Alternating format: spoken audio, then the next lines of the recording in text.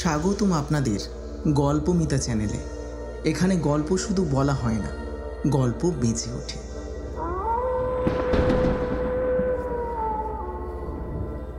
ভয়ঙ্কর অন্ধকার রাতের হরর কাহিনী, মনের গভীরে নাড়া দেওয়া রোম্যান্টিক গল্প আর রহস্যের জালে বাঁধা গোয়েন্দা কাহিনী সব কিছুই শোনাতে চলেছি আমরা আপনাদের। গল্পমিতা আপনাদের সঙ্গী। যখন রাত জাগবেন একা, যখন ট্রেনে বা বাসে একঘেয়েমি লাগবে, অথবা যখন মন চাইবে অন্য এক জগতে ভেসে যেতে, তাই সঙ্গে থাকুন। গল্প হোক আপনার নিঃসঙ্গতার সাথী, আপনার আনন্দের বন্ধু, আর কল্পনার দরজা খোলার চাবিকাঠি। এটাই গল্পমিতা, যেখানে প্রতিটি গল্প হয়ে উঠবে আপনার মনের মিতা।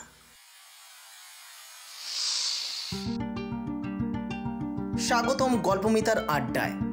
আজ আমরা নিয়ে এসেছি এক রোমাঞ্চকর অভিযানের গল্প, ডিটেকটিভ অর্জুনের কাহিনী। অপরাধের আধারে ঘেরা শহর, রহস্যে ঢাকা অদ্ভুত সব ঘটনা, আর তার মাঝেই সত্যের সন্ধানে এগিয়ে চলা এক তরুণ গোয়েন্দা অর্জুন। তীক্ষ্ণ বুদ্ধি আর অদম্য সাহসে ভর করে সে পৌঁছে যায় রহস্যের গভীরে, উন্মোচন করে অচেনা সব সত্যকে। চলুন শুরু হোক ডিটেকটিভ অর্জুনের রোমাঞ্চকর যাত্রা। কলকাতা শহরটা বাইরের লোকের কাছে যতটা ঝলমলে মনে হয়, ভেতরে ততটাই অন্ধকার। বিশেষ করে কালীঘাটের মতো জায়গায়, যেখানে দেবীর আরাধনা আর মানুষের গোপন পাপ একই সঙ্গে বসবাস করে। সেদিন ভোরবেলা মন্দিরের পাশে এক নির্জন গলিতে পাওয়া গেল এক মৃতদেহ। মাথার কাছে লাল সিঁদুর ছড়ানো, শরীরটা রক্তে ভেসে গেছে। পুলিশ প্রথমে ভেবেছিল সাধারণ খুন, কিন্তু মৃতদেহের পাশে রাখা ছিল একখানা ছোট তামার তাবিজ, আর সেটাই বদলে দিল সব কিছু।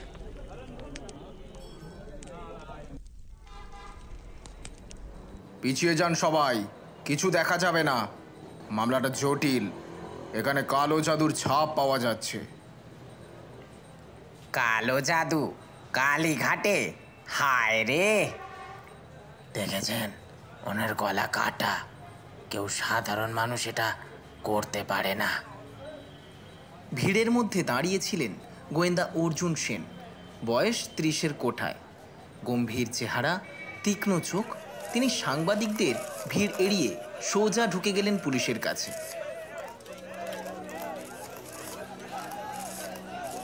ইন্সপেক্টর ঘোষাল, আমাকে একটা সুযোগ দিন। এই কেস সাধারণ নয়। দেখুন, তাবিজটা খেয়াল করেছেন? এই তাবিজ কালীঘাটের দক্ষিণ দিকের এক পুরনো তান্ত্রিক সম্প্রদায় ব্যবহার করত। সম্ভবত এর সূত্র ধরেই খুনিকে পাওয়া যাবে। অর্জুনবাবু, আমরা পুলিশের লোক, কুসংস্কার নয়, প্রমাণ দিয়ে কাজ করি। ঠিক তাই। তার প্রমাণই বলছে খুনির উদ্দেশ্য সাধারণ ডাকাতি বা প্রতিশোধ নয়। এখানে আরও গভীর কিছু আছে। অর্জুন ঝুঁকে পড়লেন মৃতদেহের দিকে। খুনির ছুরির আঘাত সোজা হৃৎপিণ্ডে, কিন্তু আশ্চর্যের ব্যাপার, খুনের পর শরীরের চারপাশে লাল সিঁদুর ছড়ানো হয়েছিল, যেন এক অদ্ভুত পুজোর আয়োজন। ঘোষালবাবু, লক্ষ্য করেছেন মৃতদেহের কপালে 3 দাগ টানা আছে সিঁদুর দিয়ে? এটা এক বিশেষ রীতির অংশ, যা রক্তযজ্ঞ বলে পরিচিত। এটার মানে দাঁড়ায়, খুনি কেবল হত্যা করছে না, সে কোনো অদৃশ্য শক্তিকে খুশি করতে চাইছে। মানে, তাহলে এ কেস ধর্মীয় আচার অনুষ্ঠানের সঙ্গে জড়িত? অথবা এমন কেউ যে ধর্মকে অজুহাত বানিয়ে খুন করছে। ঠিক তখনই ভিড় থেকে এগিয়ে এলেন এক বৃদ্ধা মহিলা, চোখে জল। বাবা, আমি দেখেছি ভোরে একটা কালো চাদর ঢাকা মানুষ ওই গলির ভেতর ঢুকছিল। ওর হাতে কিছু চকচক করছিল, হয়তো ছুরি। আমি ভয় পেয়ে গিয়েছিলাম, তাই কাউকে কিছু বলিনি। মা, আপনি কি লোকটার মুখ এক ঝলকও দেখেছিলেন?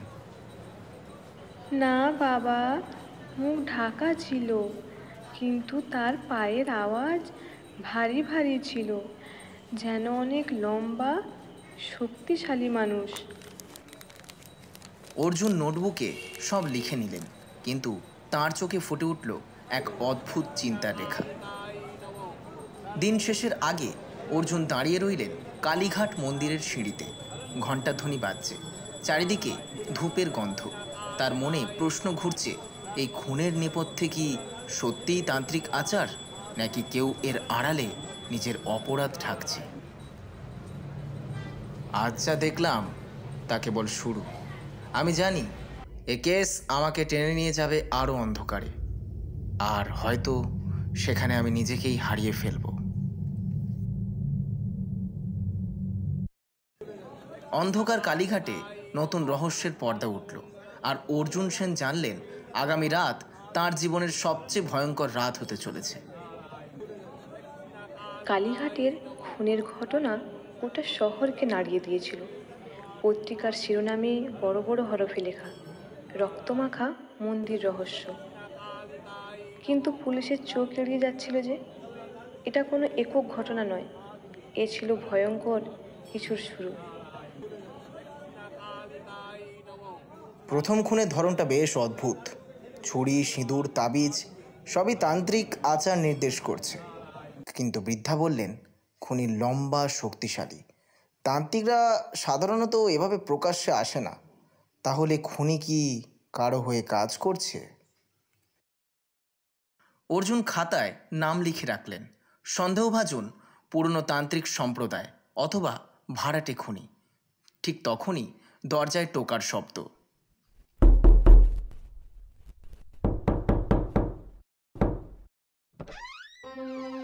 অর্জুন বাবু, খারাপ খবর আছে।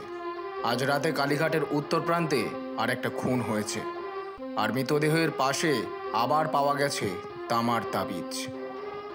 দ্বিতীয় খুন? মানে খুনি ইচ্ছা করেই বার্তা দিচ্ছে। চলো ঘটনাস্থলে যাওয়া যাক। এইবার খুন হয়েছে এক তরুণী, বয়স সর্বোচ্চ 20। তার শরীরের চারপাশে 5টি প্রদীপ জ্বলছে, ঠিক যেন কোনো অদ্ভুত যজ্ঞ চলছে। এবারও গলা কাটা, কিন্তু নতুন ব্যাপার হলো তার হাতের তালুতে খোদাই করা আছে এক অদ্ভুত প্রতীক। এই প্রতীকটা আমি আগে কখনো দেখিনি। এটা অগ্নিমণ্ডলের চিহ্ন। পুরনো গুপ্ততান্ত্রিক গ্রন্থে পাওয়া যায়। এই চিহ্ন ব্যবহার করা হতো আত্মা বন্দি করার রীতিতে।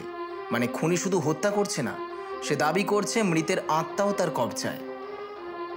তাহলে এটা কি সিরিয়াল কিলার, না কালো জাদুর কোনো অনুসারী? দুটোই হতে পারে, তবে আমি নিশ্চিত খুনি আমাদের চ্যালেঞ্জ ছুড়ে দিচ্ছে। খুনের খবর ছড়িয়ে পড়তেই এলাকায় ভীতি ছড়ালো। সবাই বলছে কালীঘাটে নাকি ফের রক্তযজ্ঞ শুরু হয়েছে। অর্জুন এবার খোঁজ নিলেন পুরনো তান্ত্রিক সম্প্রদায়ের। কাকু, শুনেছি এখানে এক বৃদ্ধ তান্ত্রিক থাকেন, রঘুনাথ বাবু। তিনি নাকি পুরনো মন্ত্রতন্ত্র জানেন। হ্যাঁ বাবু, থাকেন তো। তবে উনি অদ্ভুত মানুষ। দিনের বেলা ঘরে থাকেন না, রাত নামলেই বাইরে বেরোন। অনেকে বলে উনি নাকি মৃতদেহর সঙ্গে কথা বলেন। অর্জুনের মনে এক অদ্ভুত শিহরণ জাগল। মনে হলো এই রঘুনাথই হয়তো তার পরবর্তী সূত্র। গলির ভিতরে অন্ধকার কুঁড়ে ঘর। দরজা ঠেলে ঢুকতেই ধূপের গন্ধ। দেয়ালে ঝুলছে খুলি আর পুরনো মন্ত্র লেখা কাপড়। কে এলে আমার ঘরে? আমি গোয়েন্দা অর্জুন সেন। সাম্প্রতিক খুনের ব্যাপারে কিছু জানতে চাই। খুন তো প্রতিদিন হয় গোয়েন্দা বাবু, তবে এই খুন এ তো দেবীর চাহিদা। রক্ত ছাড়া দেবী সন্তুষ্ট হন না। আপনার মানে কি? আপনি জানেন কে খুনি? খুনি খুঁজে পাবেন না, কারণ সে মানুষ নয়, সে শক্তি। যে শক্তি 100 বছর আগে এখানে বন্দী হয়েছিল, আজ আবার মুক্তি পেয়েছে। অর্জুন বুঝলেন বৃদ্ধ লোকটা হয়তো অর্ধেক পাগল, তবে তার কথার মধ্যে একটা রহস্য লুকিয়ে আছে। অর্জুন ঘর থেকে বেরোতে গিয়েই চোখে পড়ল মাটির নিচে রাখা এক মলিন বই, তাতে আঁকা একই প্রতীক, অগ্নিমণ্ডল। অর্জুন তৎক্ষণাৎ বইটা হাতে তুলে নিলেন। এই প্রতীক, এটাই দ্বিতীয় খুনের মেয়ের হাতে ছিল। তাহলে রঘুনাথ এ বিষয়ে জানেন। তিনি জড়িত না হলেও খুনি এই সম্প্রদায়ের শিক্ষা ব্যবহার করছে। অর্জুন বুকের ভেতর কাঁপুনি অনুভব করলেন। বুঝলেন অদ্ভুত এক খেলায় তিনি ঢুকে গেছেন, আর খুনি তাঁর এক কদম আগেই আছে।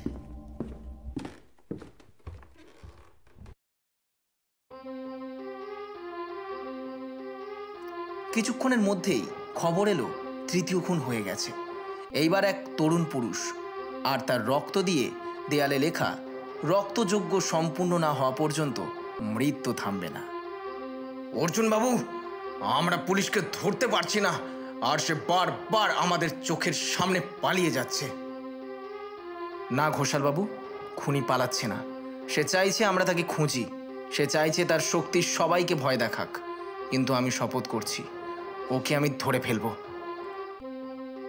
এবার রহস্য আরও গভীর হলো।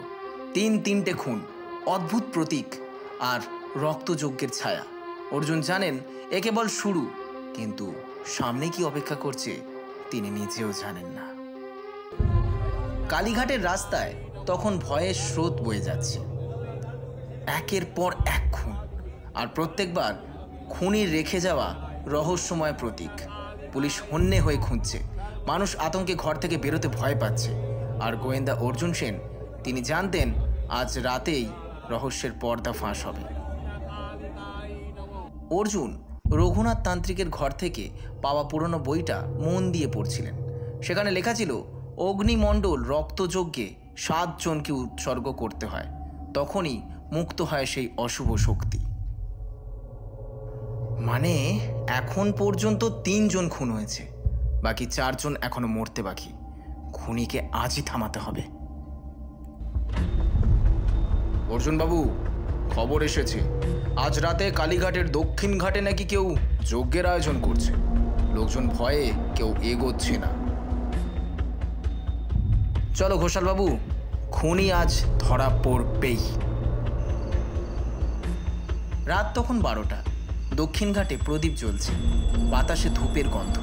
মাঝখানে দাঁড়িয়ে কালো চাদর ঢাকা এক মানুষ, চারদিকে লাল রঙের গোল ঘেরানো।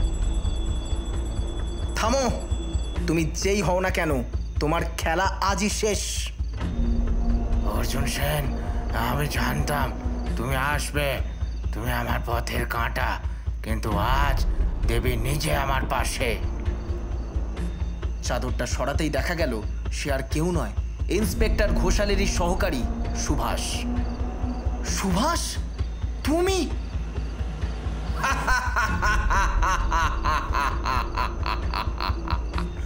হ্যাঁ, আমি খুনি।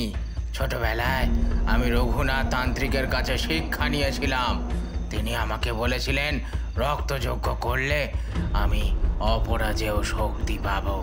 পুলিশে চাকরি নিয়েছিলাম শুধু ঢাক ঢোলের আড়ালে কাজ করার জন্য, আর এখন আমি হব এই শহরের আসল প্রভু। তুমি এক বিকৃত মানুষ। ধর্মের নামে শুধু নিরীহ মানুষ হত্যা করছো। ধর্ম না অর্জুন, এটা ধর্ম নয়, এ আমার স্বপ্ন। আজ রাতের পর কেউ আমাকে ঠেকাতে পারবে না। অর্জুন ঝাঁপিয়ে পড়লেন সুভাষের দিকে। ছুরি ঝলসে উঠল, চারিদিক রক্তলাল আলোয় ভরে গেল। একসময় শুরু হলো তীব্র লড়াই। তোমার যজ্ঞ আজ এখানেই থামবে। না, দেবীর রক্ত চাই। ঘোষাল হঠাৎ গুলি চালালেন। সুভাষ মাটিতে লুটিয়ে পড়ল, চোখে রক্তমাখা উন্মাদনা নিয়ে। তুমি আমাকে থামাতে পেরেছ, কিন্তু শক্তি মারা যায় না, সে আবার ফিরবে।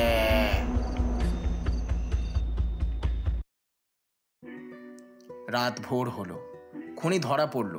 রক্তযজ্ঞ অসম্পূর্ণ রইল, কিন্তু অর্জুন জানতেন এই রহস্য এইখানেই শেষ নয়। হয়তো কাল নয়, পরশু নয়, কিন্তু কোনো একদিন সেই শক্তি ফের জেগে উঠবে। অপরাধীরা বদলায়, মুখ বদলায়, কিন্তু অন্ধকার কখনো মরে না। আমার কাজ সেই অন্ধকারের মুখোমুখি দাঁড়ানো। এইভাবেই শেষ হলো কালীঘাটের রক্তমাখা রহস্য। কিন্তু এই শহরের প্রতিটি গলির মতো রহস্যও বেঁচে রইল অপেক্ষায় আবার ফিরে আসার। যে কাহিনী শুনলেন এতক্ষণ তা ফুটিয়ে তুললেন কণ্ঠে তনয় ঘোষ এবং মিনতি মণ্ডল। কিন্তু রহস্য এইখানেই শেষ নয়। গল্পমিতার পরবর্তী অধ্যায়ে আবারও অপেক্ষা করছে নতুন রহস্য, নতুন অভিযান। সঙ্গে থাকুন।